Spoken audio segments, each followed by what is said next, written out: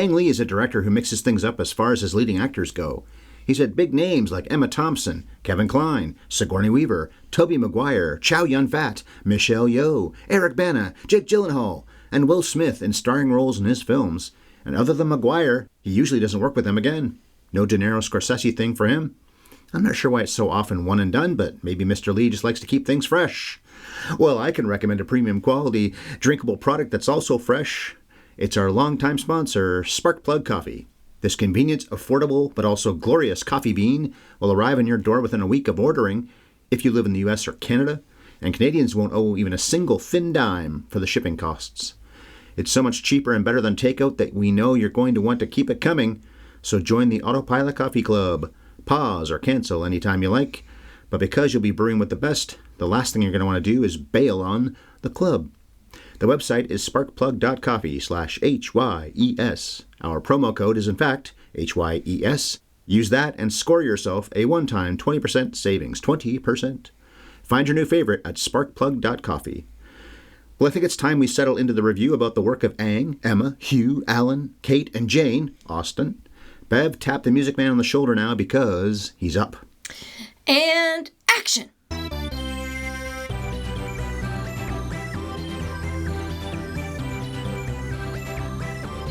Have you ever seen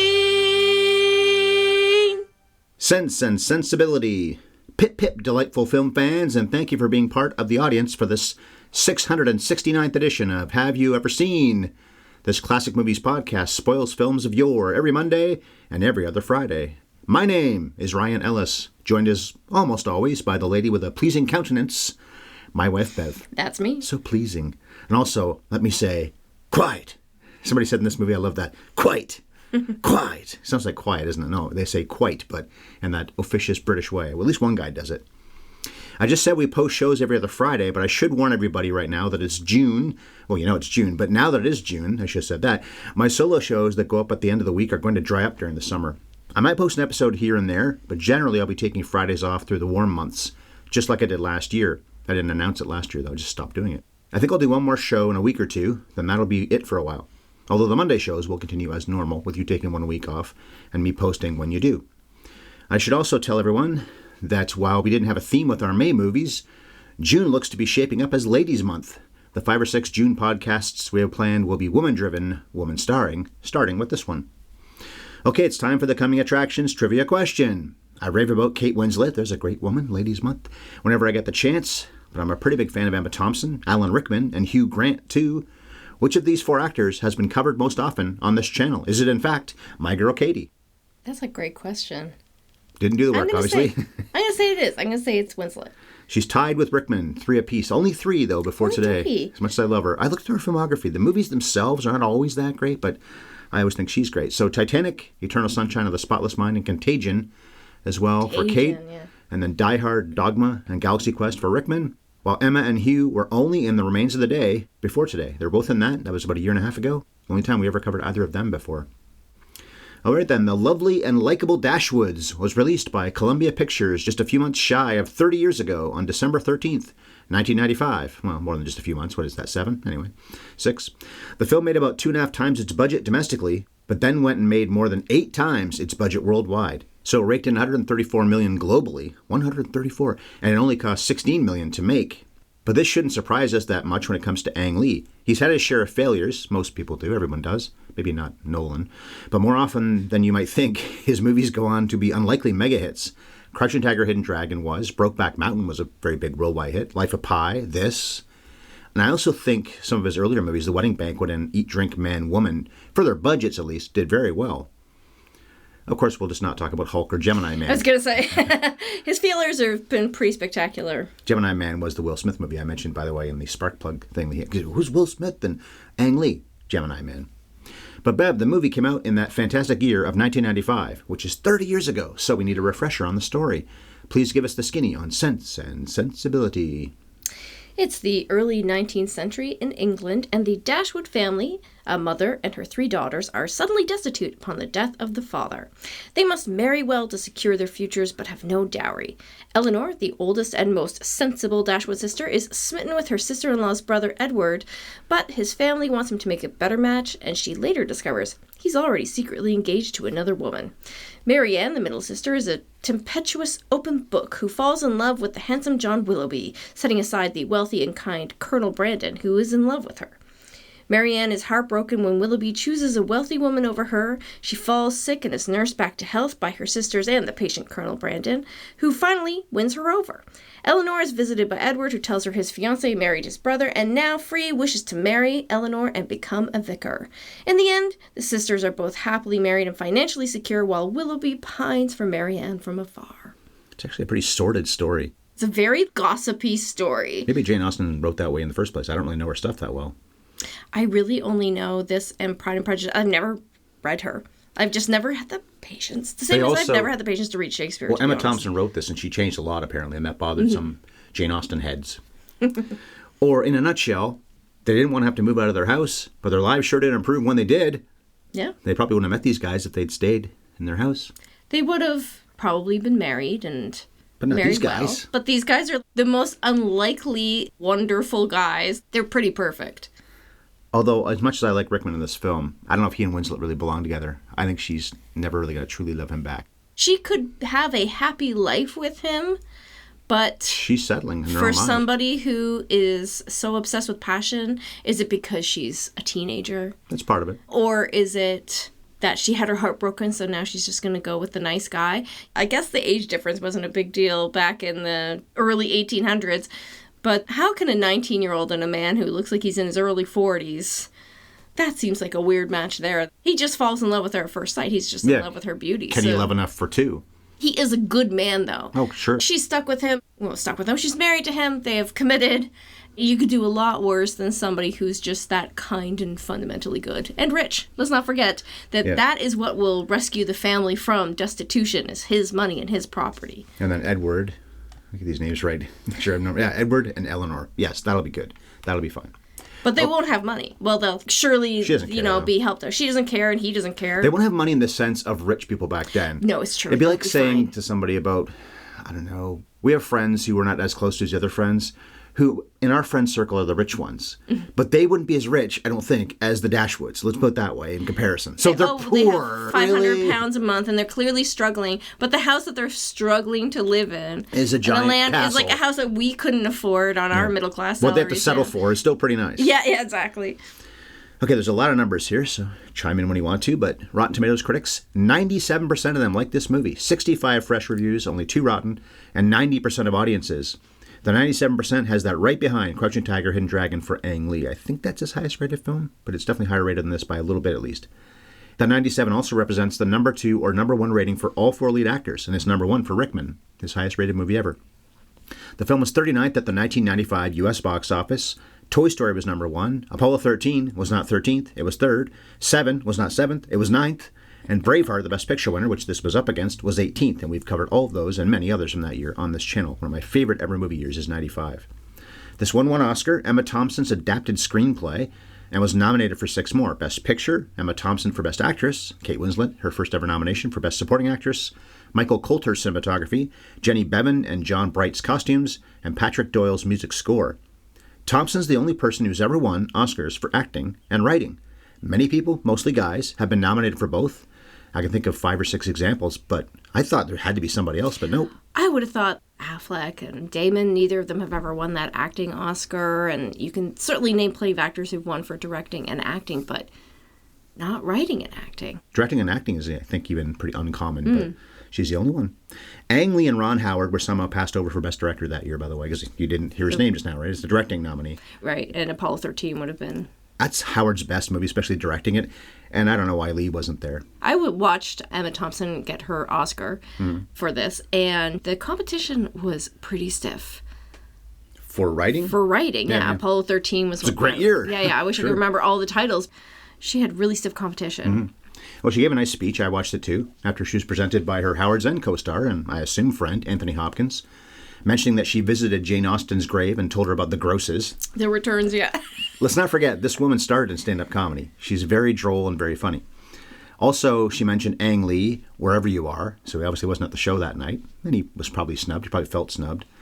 But he's won 2 Oscars since. We'll talk about his filmography a little later on. Where did they make Crouching Tiger? Was it in Hong Kong? He's Taiwanese, so he's maybe home in Taiwan.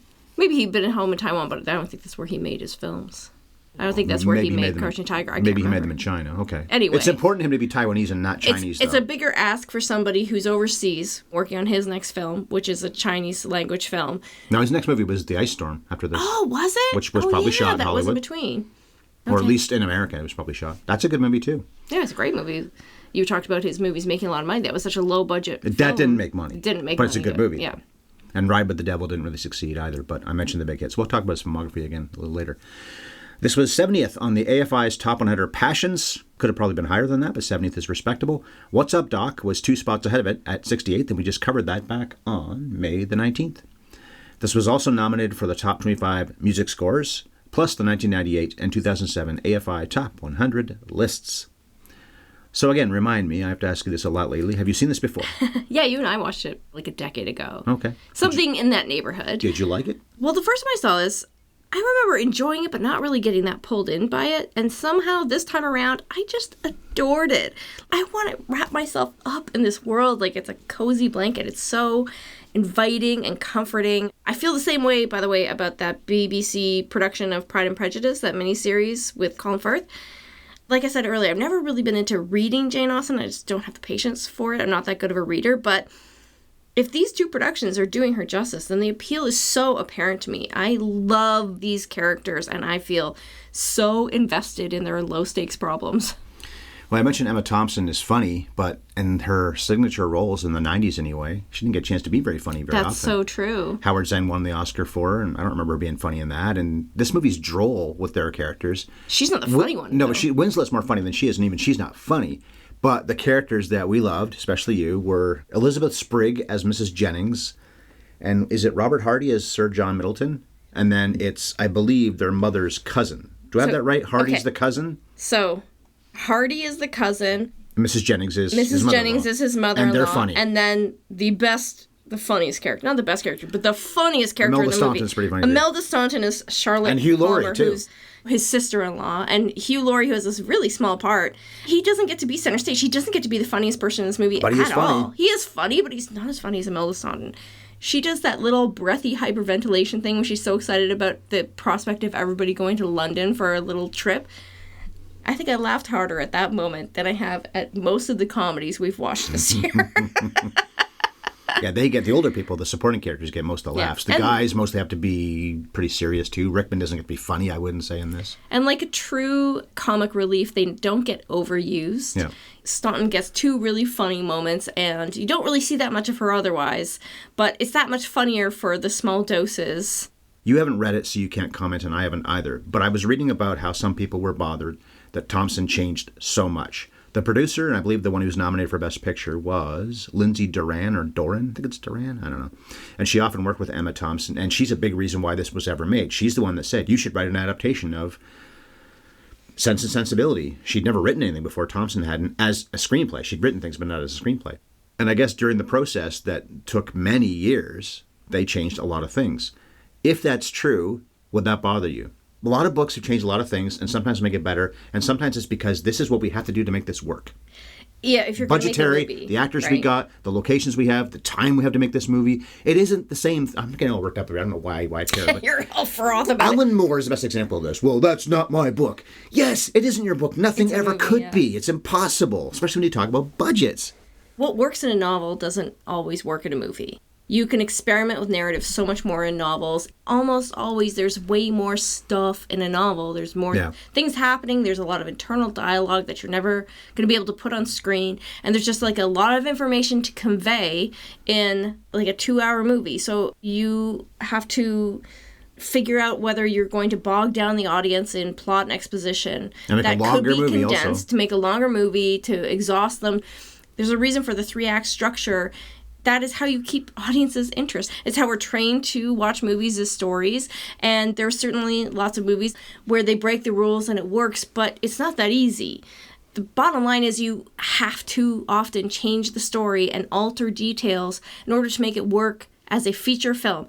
I talked about the BBC Pride and Prejudice. That was a miniseries. I can't remember how many episodes it is, but it's drawn out over many hours of storytelling that's broken up into pieces so that the audience can take a rest and then come back to it. When you're reading a book, you don't sit down and read the whole thing cover to cover in one go. You leave it and you come back to it. So it lends itself to that. And I think that in our current age of storytelling, much more often these books are being turned into limited series because that's just a better way to adapt a book. But if you're going to adapt a movie, I'm sorry, you have to cut stuff out. I've been a fan of some wonderful books that sometimes I'm like, should I even watch the movie? Because there's no way to take this love I have for this story and forgive the fact that it's just going to be different on screen. Because they have to do it that way. And even small changes that can feel insignificant can feel like betrayals when you're truly a fan of a book. And you're starting with a book that people adore. Characters get cut out. Yeah, and you're going to cut out characters. You're going to amalgamate different scenes. And I can't remember what exactly the details were. I know one of them is the way she meets Willoughby and the whole rescue scene, and then that being repeated with Brandon at the end, that he rescues her. They both rescue her in the rain, and I think both times are on a horse.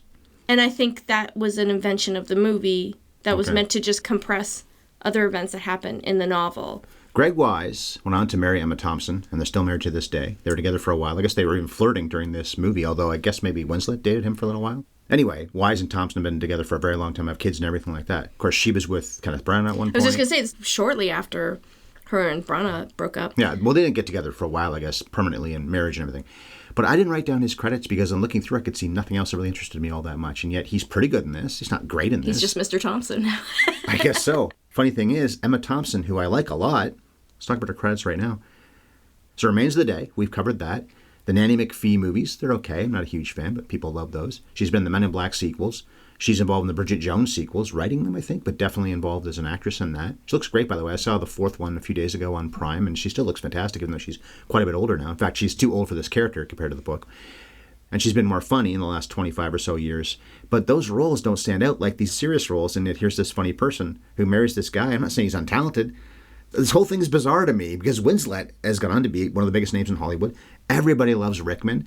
He wasn't doing as much good stuff the last few years before he died so tragically, about, I think it was 10 years ago. Hugh Grant, though, is doing better stuff now the last 5 or 10 years than he ever did in the 90s when he was the heartthrob. The same year as this, True leading man. He does 9 months, which I thought was okay. Everyone else seemed to hate it. But Notting Hill was a few years after this, and Four Weddings and a Funeral had been before this.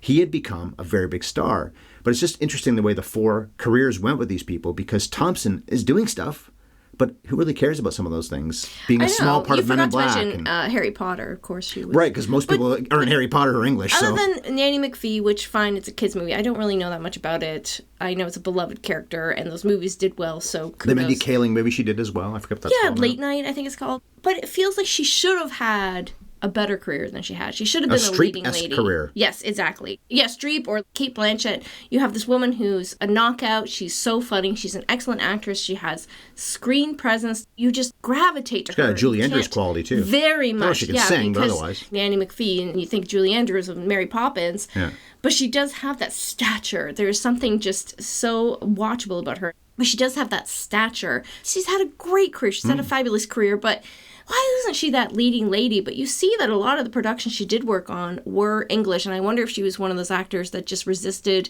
fully making the move to Hollywood and preferring to work in England and live in England. And she writes some of her own stuff, too, so maybe she thinks they're great, and we don't. And you failed to mention one of my favorite roles of hers and one of my favorite modern rom-coms, Stranger Than Fiction. Oh, right, she's in that. She's very good in that. Which movie. I was thinking, if we cover her again, it'll probably be for that movie first. I'm not sure there'll be anything else. It's true. Oh, I don't think we're going to talk about the Harry Potter movies. Probably not. Yeah.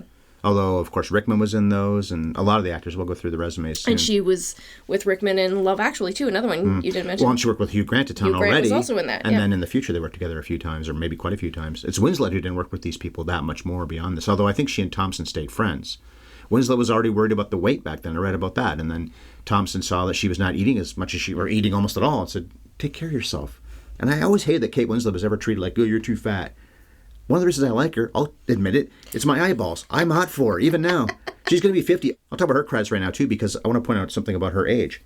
So she was 19 making this, and she's supposed to be about 19. She sings in it. We talked about, she made Titanic, Eternal Sunshine, Contagion. We covered all those.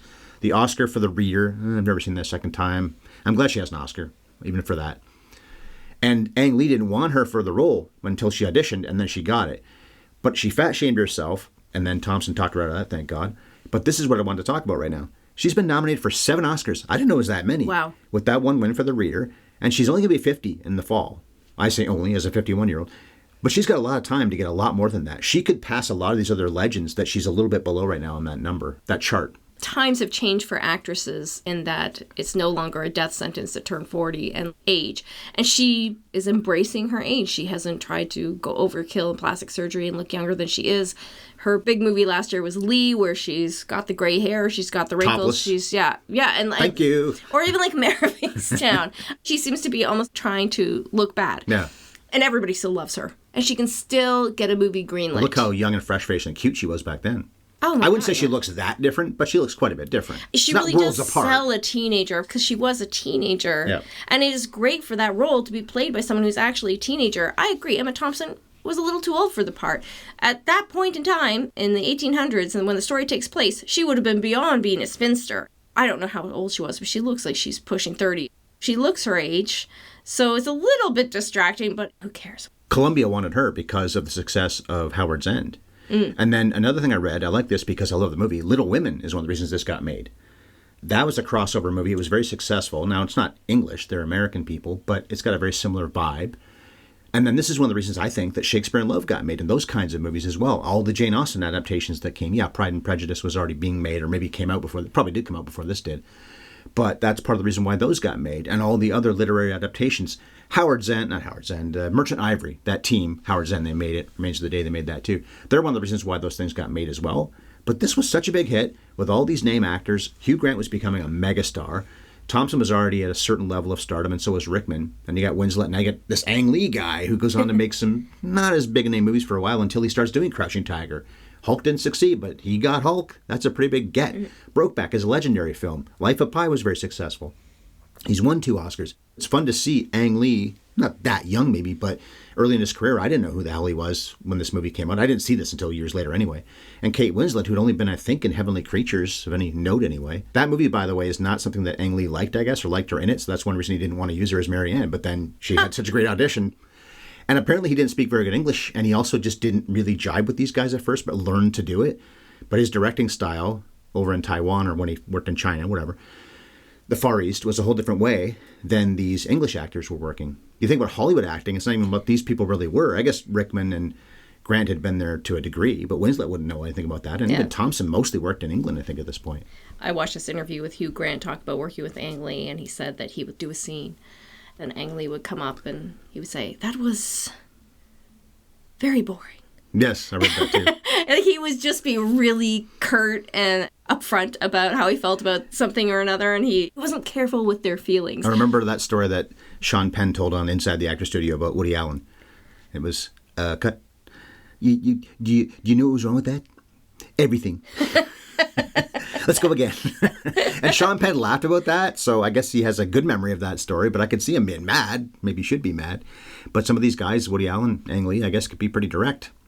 He seems like such a strange choice for this movie, this English film, very English film by a very famous English writer. No Chinese actors, all English actors. Yeah, exactly. He barely speaks the language, but then I read that the rationalization for it, and part of why he was interested in it, part of why they hired him, was because Taiwanese culture, then and maybe still now, had the same kind of formality and class system, more so than England does now. He would have had a keener understanding of those restrictions and that lifestyle than most British people would now. He also has made quite a few films where one or a couple of main characters, but certainly one, is absolutely an outsider. Brokeback Mountain is about 2 guys who are outsiders because they're gay, especially Ennis, but even Jack cannot be who they want to be. Ice Storm, look how disconnected everybody is in that movie from each other. This what should be loving family and this loving community, but it's not that. And a lot of people saying things and living something completely different. A lot of people behaving in a way because that's how they're supposed to do and that's what you have to do to fit in, regardless of it being the complete opposite of how they're feeling. Yeah, he does detachment really well. Hulk, for all of its faults, same kind of thing there too. Talk about being disconnected from people.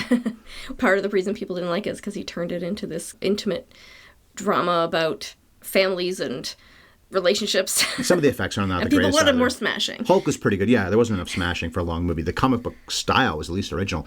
When I saw that, I remember this distinctly. I came out of it thinking, yeah, I liked it. I used to live at a theater about half an hour away, and I walked home. And by the time I got home, I thought, no, I didn't. I talked myself out of it. I was alone. No one did it for me. I talked myself out of liking it. That's great. Now, I've seen it since. I like it okay. It's not that bad. But yeah, maybe his outsiderness works in this because these two women and their mother and their younger sister, although she's so young, all feel like outsiders too. Because they're supposed to be in this posh house. The movie opens, Tom Wilkinson is their father. He's never on screen with anybody other than the guy who plays his son, James Fleet? Yeah, he's John Dashwood. And he dies, but before he does, he demands that John take care of the girls.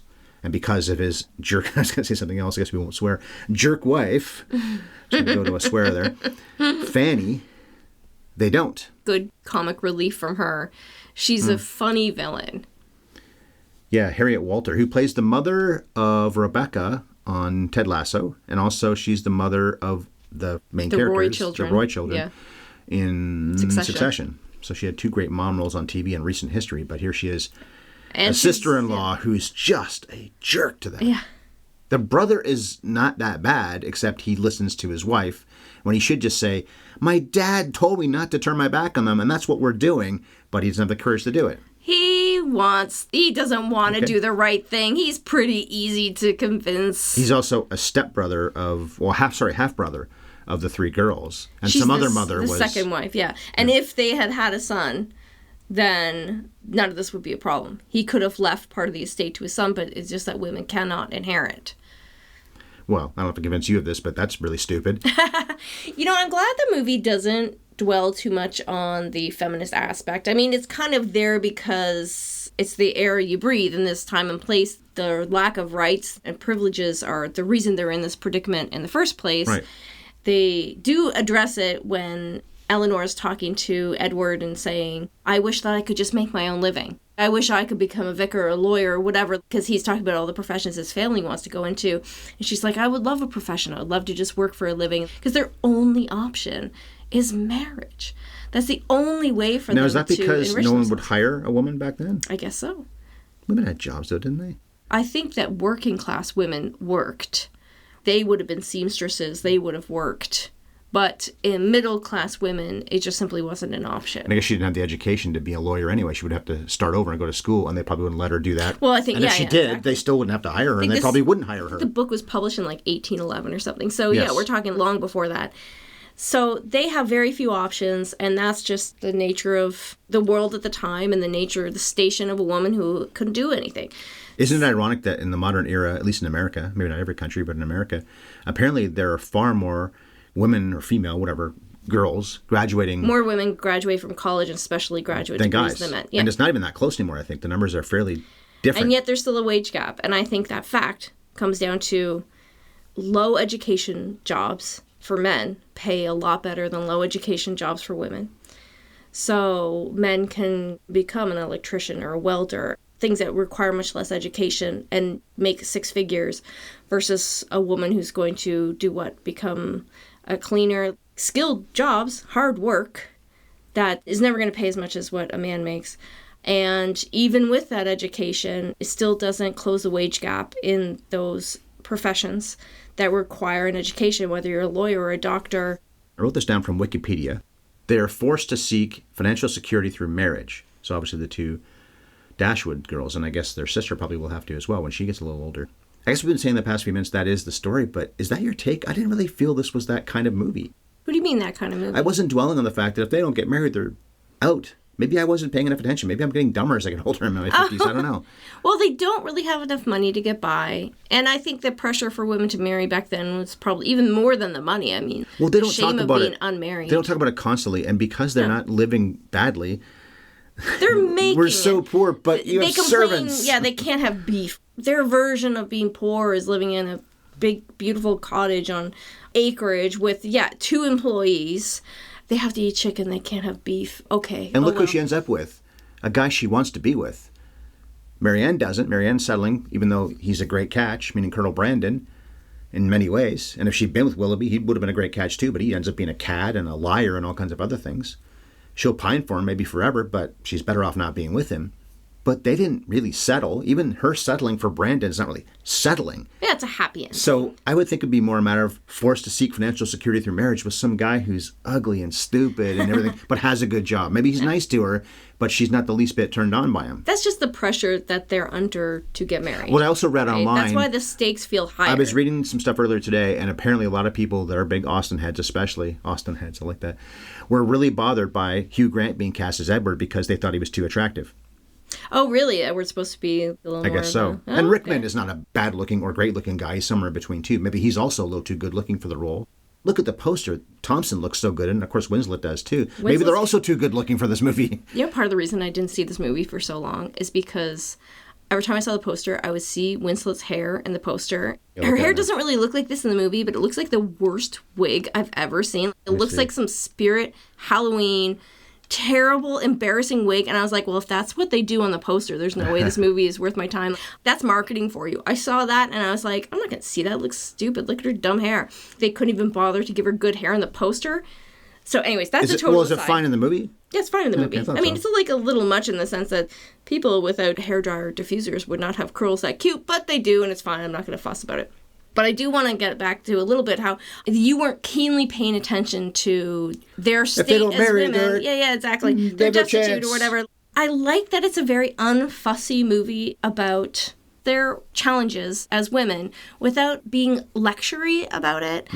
Jane Austen said that lectury, not luxury. No, it doesn't ever feel like a lecture. Okay. Jane Austen said she wrote about women and their world only because that's all she really knew. The lives of men and women were so separate that she only understood the interiors of other women. So men came and went in her life, and they might have a tremendous impact on a woman's life, but they could still seem a bit of a mystery. So that's how she wrote them, as these side characters who have material benefits here and there, but aren't that explorative. The inverse of the way women are frequently depicted in stories about men. You know, they flit in and out and they have these great importance as a motivation or a foil, but their interior lives aren't really that interesting or explored in a lot of movies, and it feels that way about the male characters.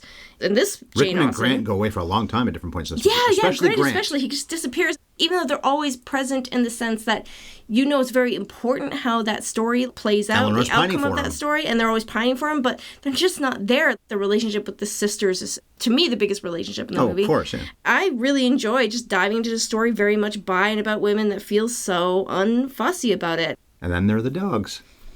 And so many dogs. There's so many dogs. 5 as soon as the dog show up, I was like, how could you lament your station in life in this cottage when there's like 6 dogs that just could come in at any minute? Run around like crazy and jump all over you? Come on, you've got it made.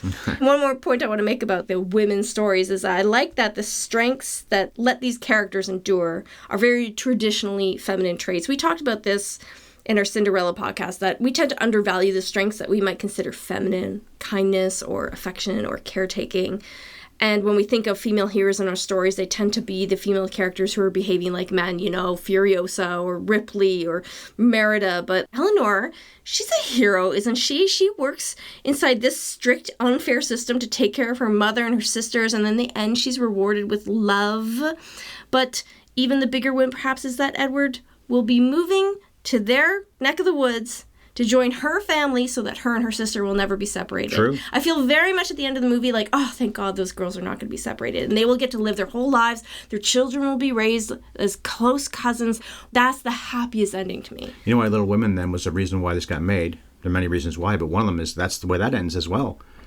Yeah. We covered that a few years ago, by the way. I love Little Women. That version is my favorite of all the versions, including the... We're talking about the Winona Ryder. Winona Ryder one, yeah. The Gillian... Is her last name Anderson? No, I forget her last name. Sorry. I like the movie so much, I forget the director's name. But yeah, the Winona Ryder one, where at the end she's going to open up a school in this house she's inherited. She's not going to make a lot of money doing that, but she's going to teach kids, and she's going to be back home with what's left of her family.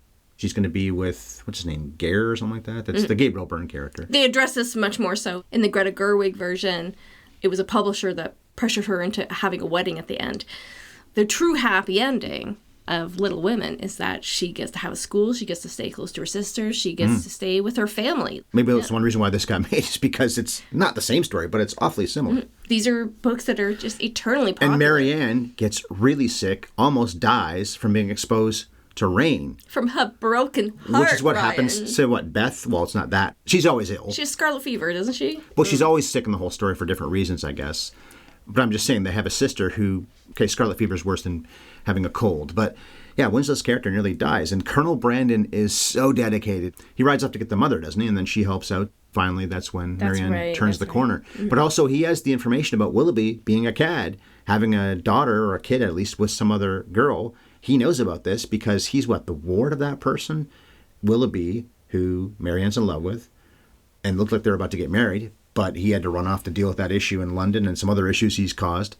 So his rival for Marianne's heart, the one who actually loves her more, not that Willoughby doesn't love her, I think he does, but Brandon knows this stuff and doesn't say anything, at least it seems like for years. That scene where he rides off quickly and doesn't tell anyone why, that's why he's going. Mm-hmm. This guy, much like Severus Snape in the Harry Potter movies, he played Severus, has to deal with the secret he can't tell anybody about a woman he's in love with.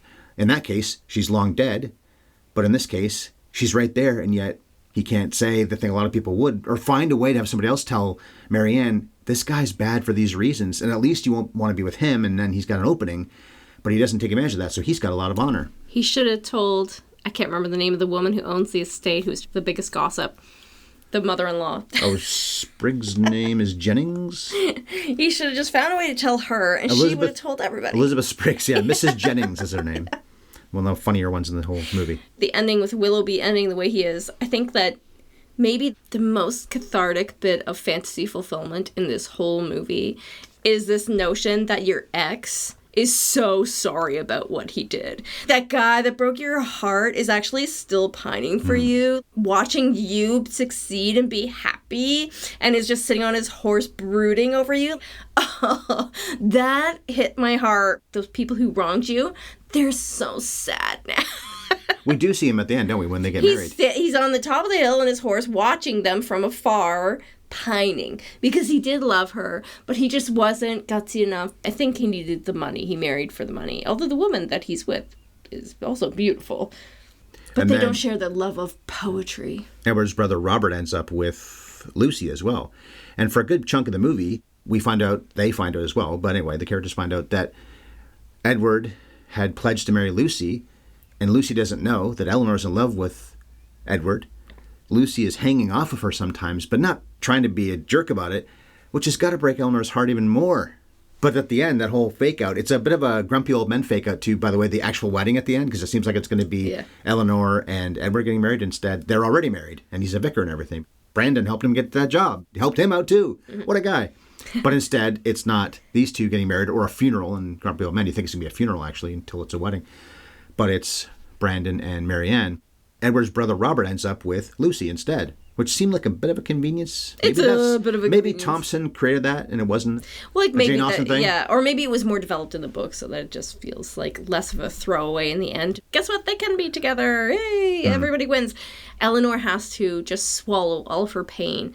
Eleanor and Marianne are both heartbroken at some point, and Marianne is so distraught that she literally almost dies, whereas Eleanor and she has pneumonia, has to push it all down, stiff up her lip, repress all of her feelings, and it slowly comes out, and she has these little moments, whether with her family, with Marianne, or that cathartic moment at the end with Edward when she does cry, proposes, and she's laughing and crying. She has this almost explosion of emotions because she's been holding it back this whole time.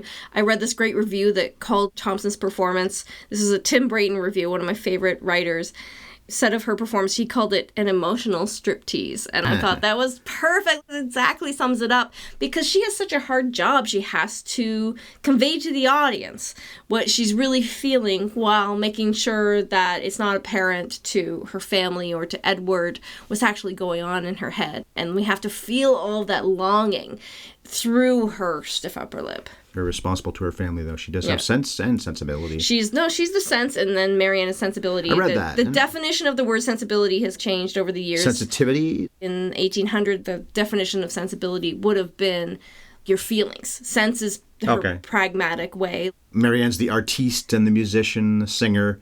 Yeah, way more in touch with the feelings. And also whereas cries. Eleanor's the one who's doing the books and making the family budget and making decisions. It would have been shocking if she didn't even find a man at all.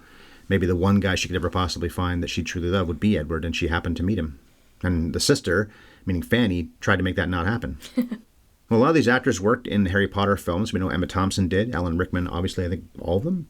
As Snape. And so did is it Gemma or Gemma Jones, one who plays their mom? She was a Harry Potter actor anyway. Imelda Staunton was at one point. I don't know if Tom Wilkinson was. I thought, by the way, he had a much bigger role in this, but he's only in, maybe 3 minutes and he's done. He's the father in the beginning. He wasn't that big a name, I guess, but anyway. So yeah, we talked about Thompson's credits and married Greg Wise, who does play Willoughby in this. We talked about Rickman's credits, of course, too. Winslet's credits. We talked about Hugh Grant's credits. What a renaissance in recent years, though. He was a boring leading man in the 90s. Not in this, but I didn't like Notting Hill at all. I never did. And Mickey Blue Eyes and some of these movies. Hollywood wanted him to be that good-looking, stammering guy. I think even 4 Weddings and a Funeral is overrated. I'm not the biggest fan of that one either.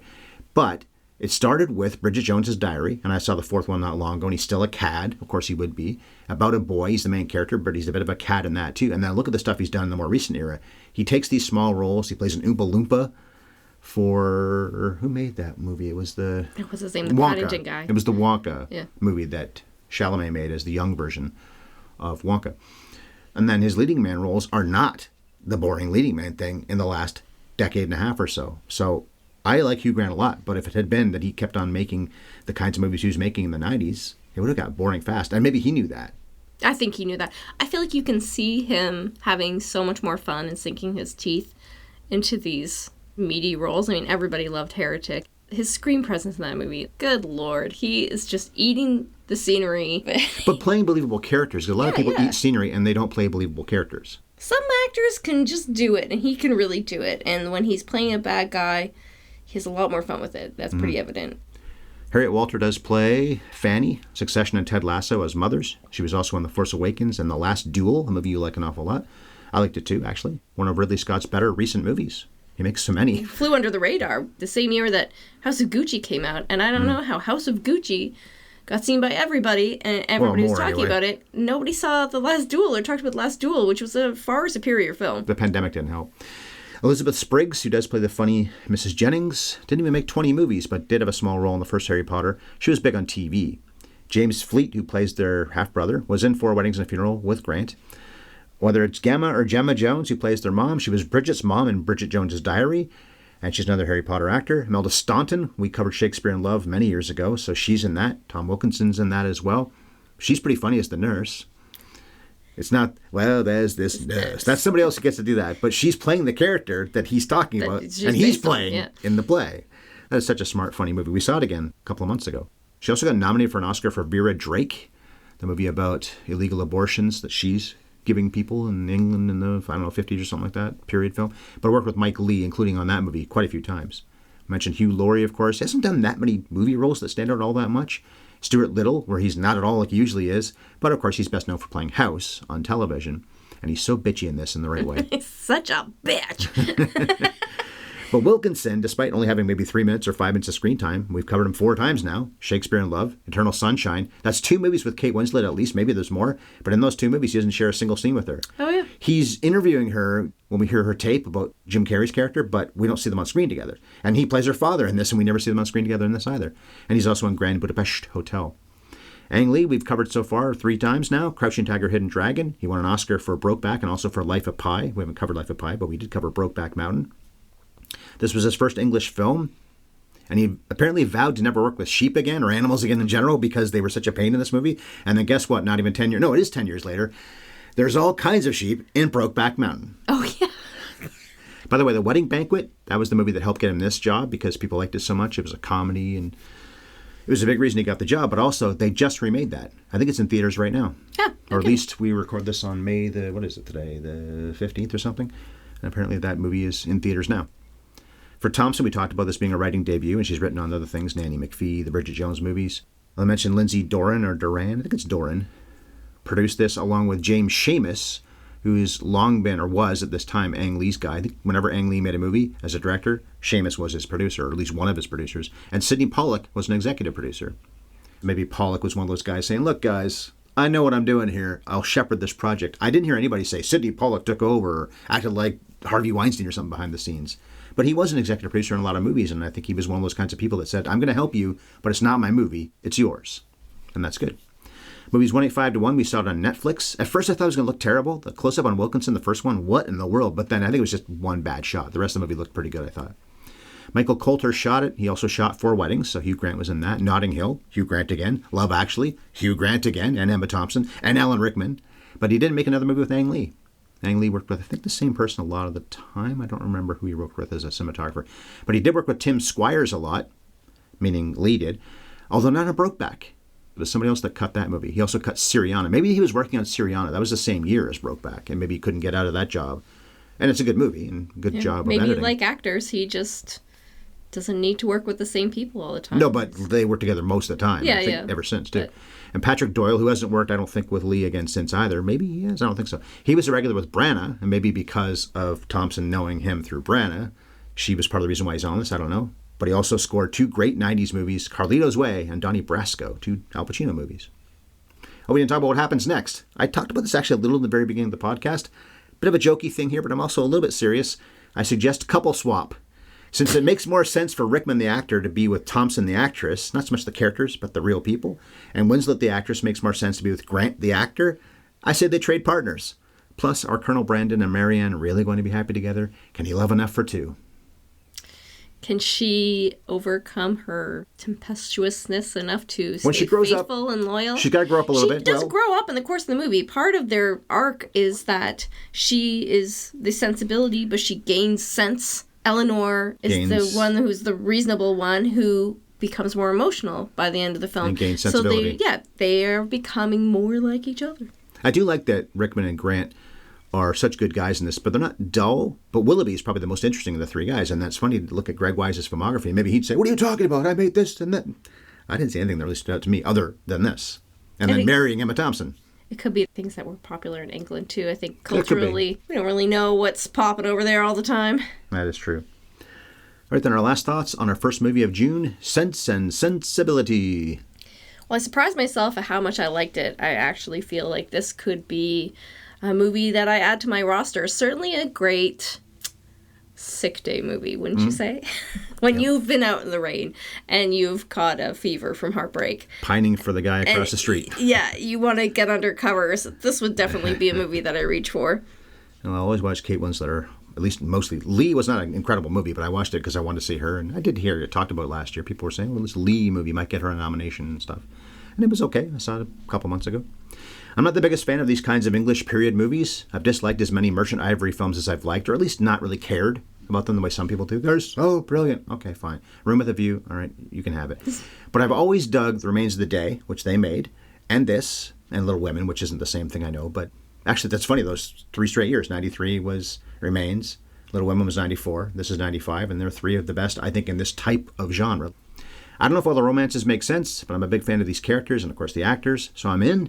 And it's interesting to see a young Winslet and Lee so earlier in their careers and did such bigger things after this. Same goes for Grant, although Thompson and Rickman's careers haven't been as impressive, unfortunately, in the last few decades. And, of course, he hasn't had a career now for about a decade because I think it was cancer. It was around the same time when Robin Williams killed himself and Philip Seymour Hoffman had the drug overdose, and we lost Alan Rickman, too, in the span of about a year. 3 of the best going. I think they were mostly well-liked, all 3 of them, and then... Man, all the other people that live forever, and these 3 got to die. No, they were real talents. We really lost something. So that was how we saw Sense and Sensibility. We'll be back in 7 days with a chat about the Oscar-winning documentary about the lady who sang one of my favorite songs, Oh, No, No, Rehab. And she's Amy Winehouse, and the movie is Amy. Speaking of a great talent that we lost too soon. The coming attractions trivia question for Amy. The Best Documentary Oscar has often gone to movies about music, and that was especially true in the mid-2010s. Searching for Sugar Man and 20 Feet from Stardom won in consecutive years, and those wins were just a few years before Amy got its own piece of hardware. But what is the only music-related film to win the trophy for Best Documentary since Amy won in 2015, 10 years ago? All right, so for the answer to that question, tune in next week for Amy. Thank you for listening, and don't forget to favorite or subscribe. There are hundreds of episodes available for you to check out. If you like us and you'd like to support the podcast, the best way you can do that is by leaving us a rating and a review. Another way to support us and a great small Canadian business that we genuinely use and love is by going to sparkplug.coffee/HYES for freshly roasted premium coffee. That HYES will get you started with a 20% discount. You can also find us on YouTube. Our channel is at HYES Ellis, and we'd love to hear from you guys. There's a few ways to find us, starting with Twitter. I'm at Bev Ellis Ellis, and Ryan is at MovieThemed51. We're also on Blue Sky. You can find us as Bev Ellis Ellis and Ryan-Ellis, and our email address is haveyoueverseenpodcast@gmail.com. I didn't mention Imogene probably. Stubbs plays Lucy Steele. She's pretty solid in right on her credits, but I'm looking on the IMDb. I want to mention her at the end here. And Miriam Emily Francois is Margaret, their younger sister. She's pretty good as the kid as well. So I mentioned them at the very end of the podcast at least. To end it, I will say, which of us is sense and which is sensibility? A little of each. We're about to have a fight. Okay, no, I'll end it this way. We're not going to answer that question. Let me do this instead. Quiet. And cut. Not quiet. Quite.